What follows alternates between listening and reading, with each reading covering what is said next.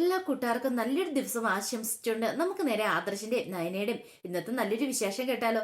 അങ്ങനെ ഇന്നത്തെ വിശേഷത്തില് അബിയും നവ്യയും കൂടെ സംസാരിച്ചുകൊണ്ടിരിക്കുകയാണ്. ഈ സമയം അബിയോട് നവ്യ പറഞ്ഞു, എനിക്കറിയാടാ, നീ എന്നെ സ്നേഹിച്ചിട്ടില്ല. നീ എപ്പോഴും നിന്നെ സ്വന്തമായിട്ട് മാത്രം സ്നേഹിച്ചിട്ടുള്ളൂ. നിന്റെ പെറ്റമ്മയെ പോലും നീ സ്നേഹിച്ചിട്ടില്ല. കാരണം എന്താണെന്നറിയാവോ? നിനക്ക് സ്വാർത്ഥ താല്പര്യങ്ങൾ മാത്രമേ ഉള്ളൂ. അല്ലെങ്കിലോ എന്റെ ആദർശന്റെ അല്ലായിരുന്നോ കല്യാണം പറഞ്ഞു വെച്ചിരുന്നേ. അവസാനം നീ എന്താ ചെയ്തേ? ആദർശനെ എന്നെ തട്ടിയെടുക്കാനല്ലേ നീ ശ്രമിച്ചേ? അതിന് വേണ്ടിയിട്ടല്ലേടാ നീ കരുക്കളൊക്കെ നീക്കിയത്. ഒരു കാരണവശാലും നിനക്ക് മുമ്പ് ആദർശേട്ടൻ കല്യാണം കഴിക്കരുത്, അങ്ങനെ ഓരോന്നൊക്കെ പറഞ്ഞു മയക്കി നീ എന്നെ എടുത്തു. അവസാനം എന്നെ ഈ കുഴി കൊണ്ട് ചാടിക്കുകയും ചെയ്തല്ലേടാന്ന് ചോദിക്കുക. ഇത് കേട്ടതും അബിക്ക് ദേഷ്യം വന്നു. അബി പറഞ്ഞു, അതുകൊണ്ട് ഞാനിപ്പോ അനുഭവിച്ചോണ്ടിരിക്കുവാന്ന് പറയാണ്. നീ അല്ലടാ അനുഭവിച്ചോണ്ടിരിക്കുന്നത്, ഞാനാ അനുഭവിച്ചോണ്ടിരിക്കണേ. നിനക്കിപ്പോ എന്താടാ? നിനക്ക് കറങ്ങി അടിച്ച് ഊരി ചുറ്റി അങ്ങോട്ട് നടന്നാ പോരേന്ന് ചോദിക്കുക. എന്നിട്ട് അവൻ മലയ്ക്ക് പോകാനായിട്ട് മാലയിട്ട് വ്രതം എടുത്തോണ്ടിരിക്കുമെന്ന് പറഞ്ഞുകൊണ്ടിരിക്കണം. അതെടി, ഞാൻ മലയ്ക്ക് പോകാൻ മാലയിട്ട് വ്രതം തന്നെ എടുത്തിരിക്കുമെന്ന് പറയാം. പിന്നെ ഒരു വ്രതം ഇങ്ങനെ പോയ അയ്യപ്പസ്വാമി തന്നെ നിനക്കിട്ടുള്ള പണി തരുമെന്ന് പറയാം. ഞാൻ കൂടുതലൊന്നും പറയുന്നില്ല എന്ന് പറഞ്ഞിട്ട് നവ്യ അങ്ങോട്ട് കടന്നു പോവാണ്. ഈ നവ്യയുടെ പോക്ക് കണ്ടപ്പത്തേനും അഭി മനസ്സിൽ പറഞ്ഞു, ഇത്തവണ നല്ല വ്രതം എടുത്തിട്ടാ പോകുന്നത്. എന്തിനാണെന്നറിയോ?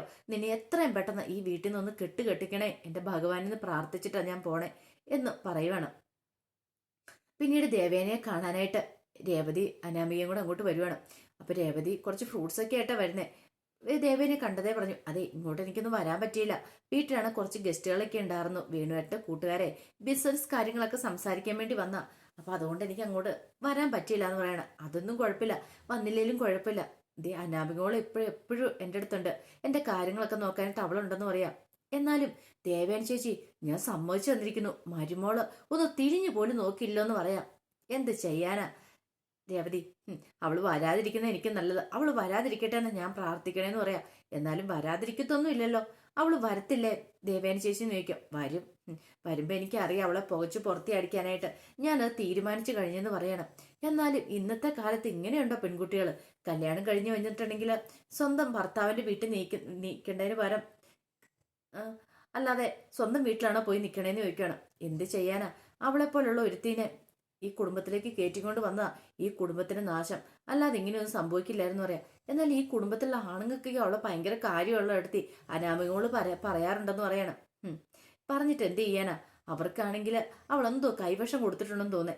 അതുകൊണ്ടാ എപ്പൊ നോക്കിയാലും അവരൊക്കെ അവളെ പുകഴ്ത്തി പറയണേന്ന് പറയാം.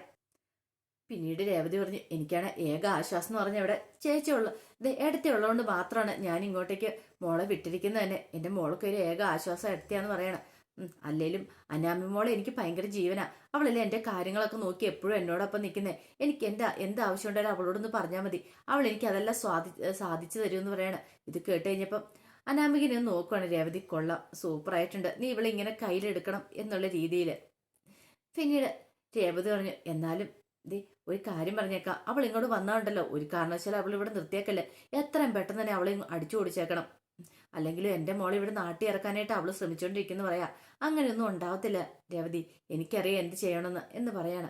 എന്നാൽ ശരി, ഞാൻ ബാക്കിയുള്ളവരെ കൂടെ കാണട്ടെന്ന് പറഞ്ഞിട്ട് അങ്ങോട്ടേക്ക് പോവാണ്. അങ്ങനെ പോയി കഴിഞ്ഞ് പുറത്തേക്ക് ഇറങ്ങി വന്ന് ഈ റൂമിന് വെളിയിൽ ഇറങ്ങി വന്നപ്പോൾ തന്നെ അനാമയോട് പറഞ്ഞു, ദേ മോളെ, ഇവിടെ ഉള്ളവരൊക്കെ സൂക്ഷിക്കണം. ആദ്യം നീ കയ്യിലെടുക്കേണ്ട നിന്റെ ഈ വെല്ലുമേനയാന്ന് പറയാം. അമ്മേ, എന്നെക്കൊണ്ട് മാക്സിമം ഞാൻ ട്രൈ ചെയ്യുന്നുണ്ട് കയ്യിലെടുക്കാനായിട്ട്. അതാ ദേവേനയുടെ സംസാരത്തിൽ നിന്ന് തന്നെ എനിക്ക് മനസ്സിലായി. അവർക്ക് നിന്നെ ഭയങ്കര കാര്യമല്ലേന്ന് ചോദിക്കാം. അത് ശരിയാമ്മേ, ഭയങ്കര കാര്യം തന്നെയാ. പക്ഷെങ്കിൽ എപ്പോഴും ഇപ്പൊ അവരുടെ മനസ്സിൽ ആരാന്നറിയാവോ? ആ സ്വർണം, ആ കരള് കൊടുത്ത പെൺകുട്ടിയില്ലേ, ആ കരള് കൊടുത്ത പെൺകുട്ടിയെ കുറിച്ചുള്ള കാര്യങ്ങളെ പറയണേ. അവർക്ക് എന്തെങ്കിലും കൊടുക്കായിരുന്നു അങ്ങനെയൊക്കെ പറഞ്ഞുകൊണ്ടിരിക്കണേ. എന്ത് ചെയ്യാനാന്ന് പറ. ഇത് കേട്ട് കഴിഞ്ഞപ്പോ രേവതി പറഞ്ഞു, ശേ, ആ ആദർശനും അവരുടെ അച്ഛനൊക്കെ അറിയാം. അല്ലെങ്കിൽ നമുക്കൊരു ഏതൊരു പെണ്ണിനെ കൊണ്ട് നമുക്കൊരു ഡ്രാമ കളിപ്പിച്ചാൽ മതിയായിരുന്നു, കരള് കൊടുത്ത് ഇവരാന്നും പറഞ്ഞുകൊണ്ട്. അങ്ങനെ ഡ്രാമ കളിപ്പിക്കുവാണെങ്കിൽ ബാക്കി സ്വർണവും പണമൊക്കെ നമുക്ക് അടിച്ചു മാറ്റായിരുന്നു. അവർക്ക് വേണ്ടി എന്തും കൊടുക്കാൻ തയ്യാറായിട്ടാണല്ലോ ഇവരിയ്ക്കുന്നത്. പക്ഷെ ആ പെൺകുട്ടിയുടെ മുഖം അവരൊക്കെ കണ്ടുപോയി. ഇല്ലായിരുന്നെങ്കിൽ കുഴപ്പമില്ലായിരുന്നു പറയണം. രേവതി പറഞ്ഞു, ശരിയാന്ന് പറയണം. അല്ല, എന്താ മോള് ആലോചിക്കുന്നുണ്ടല്ലോ?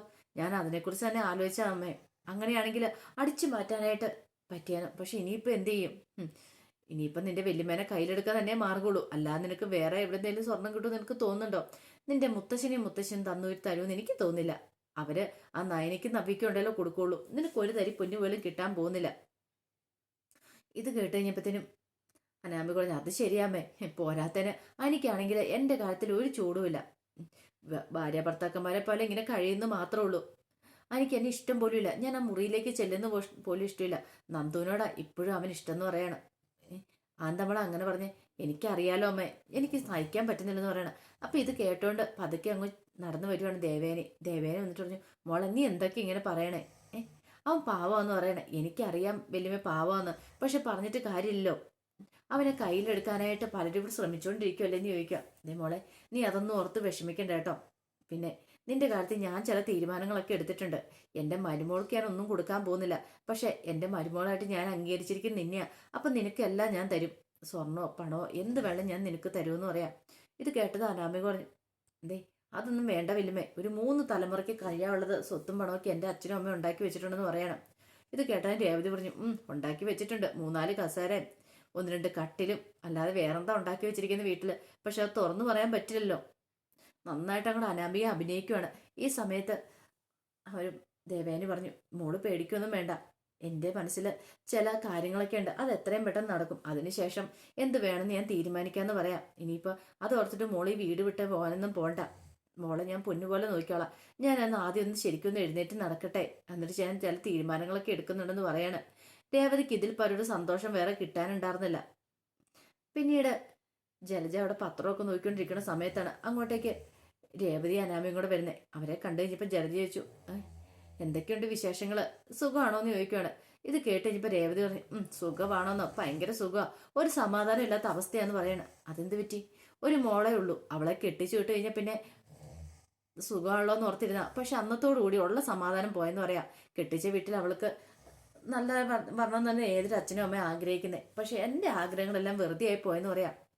ഇവിടെ വന്നതിന് ശേഷം ഒരു ദിവസം പോലും അവൾ സ്വസ്ഥത എന്താ സമാധാനം എന്താന്ന് അറിഞ്ഞിട്ടില്ലെന്ന് പറയാം. ഇത് കേട്ടാൻ ജലജ മനസ്സിൽ പറഞ്ഞു, അത് നിങ്ങളുടെ മോളുടെ കയ്യിരിപ്പോണ്ട് മാത്രമാണ്. പക്ഷെ ഉറക്കെ പറയാൻ പറ്റില്ലോ. ജലജ പറഞ്ഞു, അതെങ്ങനെയാ? ഇവിടെ എല്ലാവർക്കും ആ നയനയെ നവ്യനെ ഏറ്റവും കൂടുതൽ ഇഷ്ടം. ബാക്കി ആരെയും കണ്ടെടുത്താൽ കാണത്തില്ലല്ലോ. അതാ എനിക്ക് മനസ്സിലാത്ത ജലജ. ഇവിടെ ഈ വീട്ടിലുള്ള എല്ലാവരും എന്തിനാ ഇപ്പൊ അവൾമാരെ ഇങ്ങനെ പൊക്കി പിടിച്ചോണ്ട് നടക്കണേന്ന്. എൻ്റെ മോളെ എനിക്ക് വീട്ടിൽ കൊണ്ടുപോകാനായിട്ട് അറിയത്തില്ലാഞ്ഞിട്ടല്ല എന്ന് പറയാ. പക്ഷെ വീട്ടിൽ കൊണ്ടുപോയി എത്ര ദിവസം എന്ന് വെച്ചാൽ നിർത്തുന്നേ?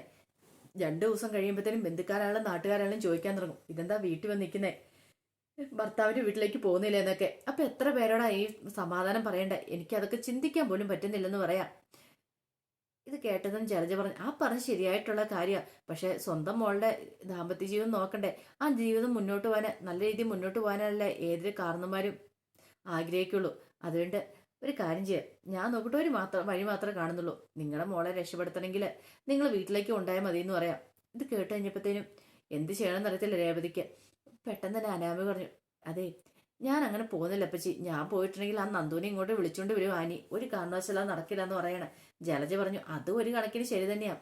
കാരണം ആ സെക്കൻഡിൽ തന്നെ അവൻ ഇങ്ങോട്ട് വിളിച്ചോണ്ട് വരും. പിന്നെ മോൾക്ക് ഇവിടെ ഒരു സ്ഥാനം ഉണ്ടായിരിക്കില്ലെന്ന് പറയാം. രേവതി പറഞ്ഞു, അതിന് എന്ത് ചെയ്യണമെന്ന് എനിക്കറിയാം. ഞാൻ ചില തീരുമാനങ്ങളൊക്കെ എടുത്തിട്ടുണ്ടെന്ന് പറയണം.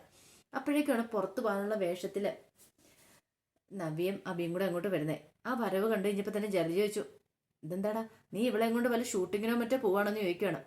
ഇത് കേട്ടപ്പം രേവതി ചോദിച്ചു, ഷൂട്ടിങ്ങിനോ? അതിന് ഇവൾ ഷൂട്ടിങ്ങിലൊക്കെ പോകാറുണ്ടോ എന്ന് ചോദിക്കും. ഉണ്ടോന്നോ? ഇതിനു മുമ്പ് ഒരു ഷൂട്ടിങ്ങിന് വേണ്ടി ഒന്ന് ഇറങ്ങിയതാ. അന്ന് ഇവളുടെ ഡ്രസ്സിങ് ഒക്കെ കണ്ട് അന്നത്തോടു കൂടി ഇവളുടെ ഷൂട്ടിങ്ങും അവസാനിപ്പിച്ചുകൂടി ഇരുത്തിയതാന്ന് പറയണം. ഇത് കേട്ടപ്പോൾ അനാമി പറഞ്ഞു, അത്രയ്ക്ക് മോശമായിരുന്നു ചോദിക്കും. പിന്നെ അല്ലാതെ, ആഹാ കൊള്ളാലോ എടി, ഇതാ പറയുന്നത് നല്ലൊരു കുടുംബത്തിൽ ജനിക്കണമെന്ന് എന്ന് നവ്യയോട് രേവതി പറയാണ്. ഇത് കേട്ടത് നവ്യ പറഞ്ഞു, ആണോ? നിങ്ങളുടെ മോള് നല്ല കുടുംബത്തിൽ ജനിച്ചോണ്ടായിരിക്കും അവൾ ഇങ്ങനെ ആയി തീർന്നല്ലേ. നല്ലൊരു അച്ഛൻ്റെ അമ്മയുടെ മോളായിട്ട് നിങ്ങളെ നമ്മിച്ച് തന്നിരിക്കുന്നു. ഇത് ഇത്രയും നല്ല സ്വഭാവം ഈ മോൾക്ക് ഉണ്ടായി കൊടുത്തേന്. രേവതിക്ക് മനസ്സിലായി ആക്കി പറഞ്ഞാന്നുള്ള കാര്യം. അതെ നീ കൂടുതലൊന്നും പറയണ്ട.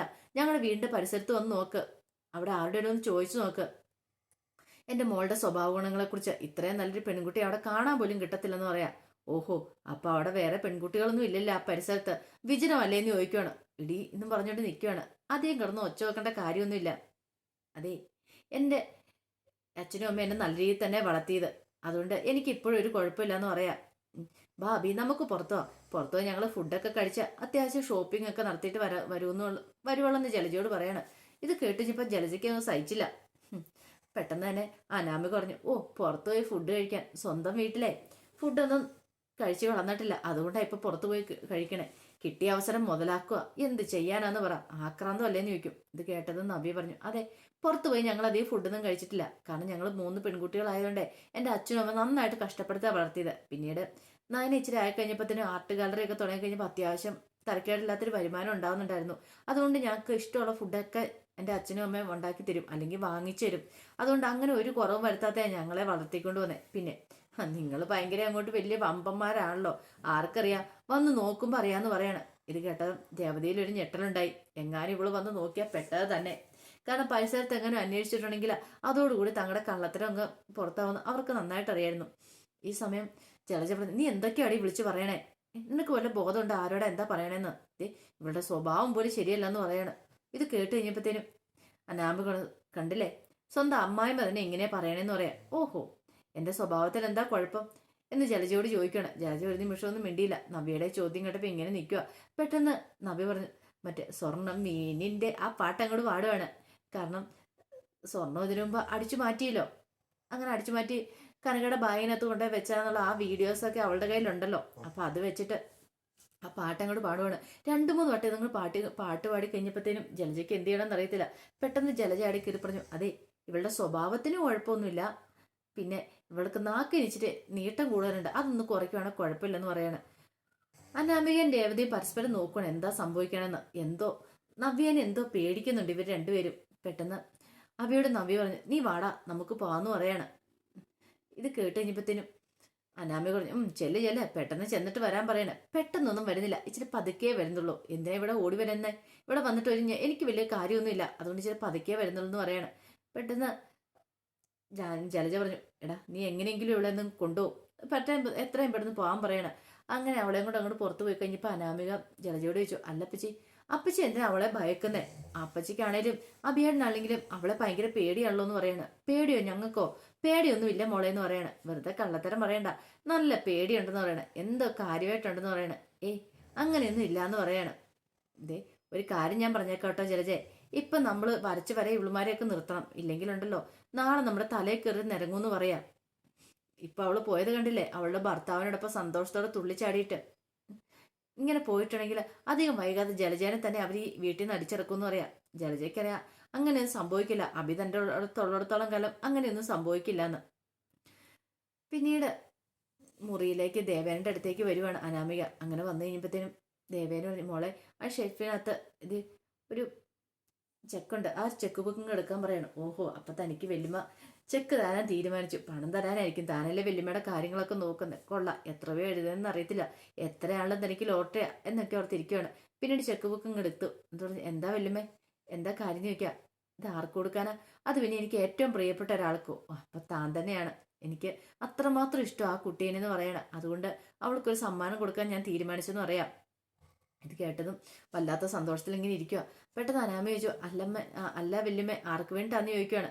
അത് പിന്നെ മോൾക്കറിയാലോ, എനിക്ക് കരള് തന്ന് എൻ്റെ ജീവൻ നിലനിർത്തിയ ഒരു പെൺകുട്ടിയുണ്ട്, ആ പെൺകുട്ടിക്ക് വേണ്ടി കൊടുക്കാനാന്ന് പറയണ. ഇത് കേട്ടത് അനാമയുടെ മുഖം അങ്ങോട്ട് വിളറി വെളുത്തു.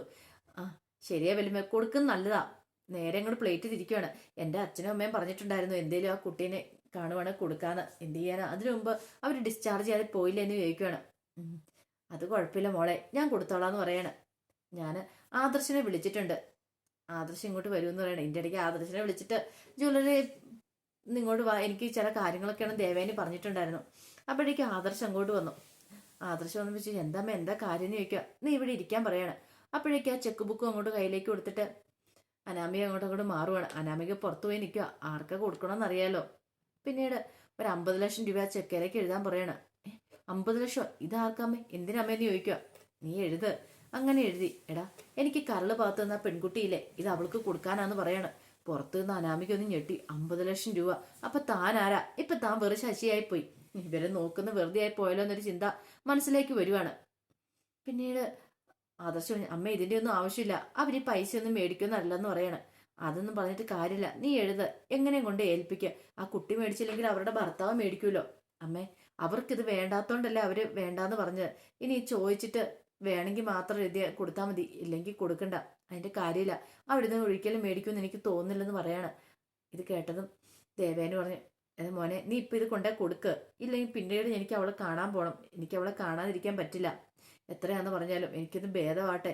ഇല്ലെങ്കിൽ കുഴപ്പമില്ല, നീ എന്നെയും കൂടെ കൊണ്ടുപോ, ഞാനും കൂടെ വരാം, നമുക്ക് ഒരുമിച്ച് പോകാമെന്ന് പറയണം. ഇത് കേട്ട് കഴിഞ്ഞപ്പോൾ എന്ത് ചെയ്യണമെന്ന് അറിയില്ലാതെ ആദർശ് നിൽക്കുക. അപ്പോൾ അതിൻ്റെ വിശേഷങ്ങളൊക്കെയാണ് കണ്ടത്. ഇതിൻ്റെ ബാക്കി വിശേഷങ്ങളുമായിട്ട് വൈകുന്നേരത്തെ പ്രമോയി വരാട്ടോ. ഒരിക്കൽ കൂടി എല്ലാവർക്കും നല്ലൊരു ദിവസം ആശംസിച്ചു നിർത്തുന്നു.